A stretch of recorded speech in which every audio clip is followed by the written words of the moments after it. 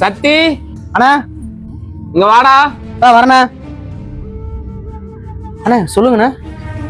ஏன்டா உனக்கும் கல்யாணம் பண்ற வயசாச்சு, எந்த பொண்ணை காமிச்சாலும் வேண்டாம் வேணாம்னு சொல்றியாமா?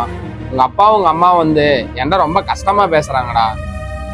அண்ணா ஒரு நல்ல ஃபோன் கூட கிடையாதுண்ணே, எனக்கு வெளியே போகலான்னு பார்த்தா ஒரு நல்ல வண்டி கூட கிடையாதுண்ணே.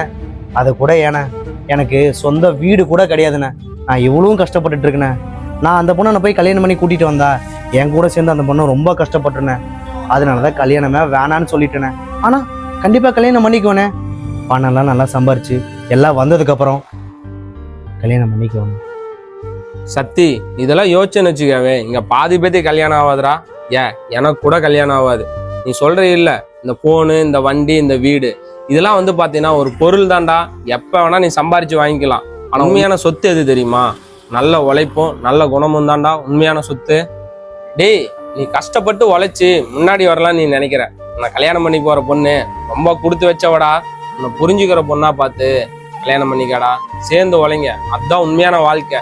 சீக்கிரமா கல்யாணம் பண்ணிக்காடா.